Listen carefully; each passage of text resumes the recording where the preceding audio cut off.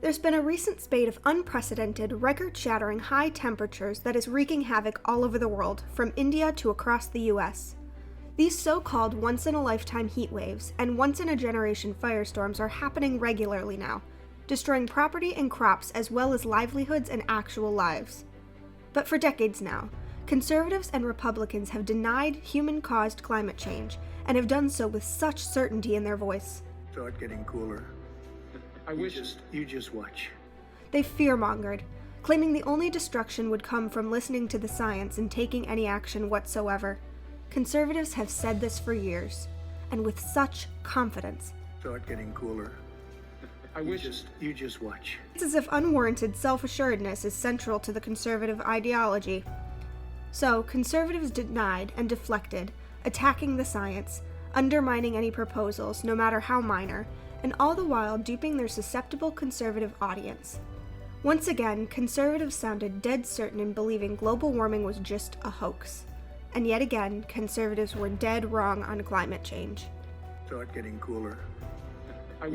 You just watch.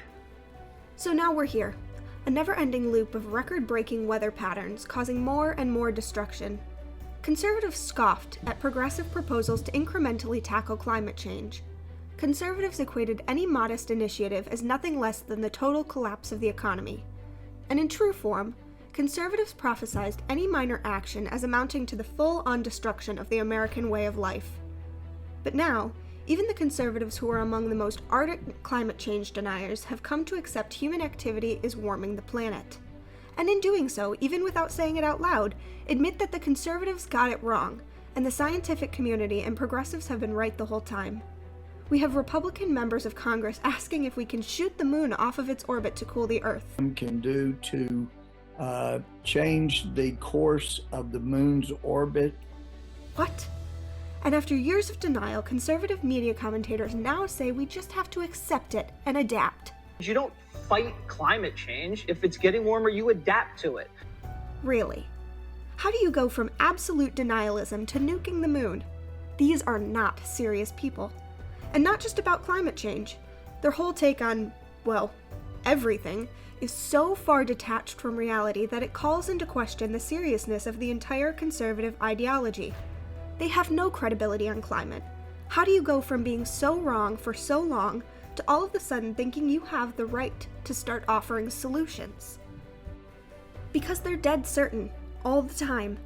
Totally ignorant, but absolutely convinced nonetheless.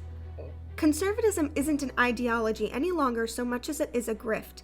We have grifters in our midst. Not here, not like in this room, that's not what I mean. I mean in the conservative movement. And yet nothing prevents them from continually yelling fire about other matters they're equally ill-equipped to discuss. Scientists and progressives have been saying that the planet is being set on fire for years, and they've been right. They should be listened to on other matters as well. Joe Biden and his bosses from the radical left want to significantly multiply what they're doing now. And what will be the end result is you will totally destroy the beautiful suburbs.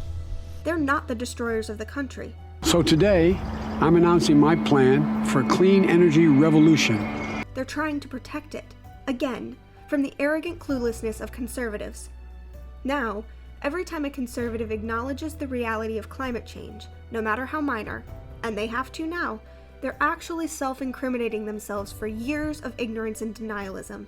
But instead of changing their larger ideological tune, or even taking a less dogmatic tone, they just keep changing the topic. They've recently adopted a new one, attacking progressives for yelling fire about something else.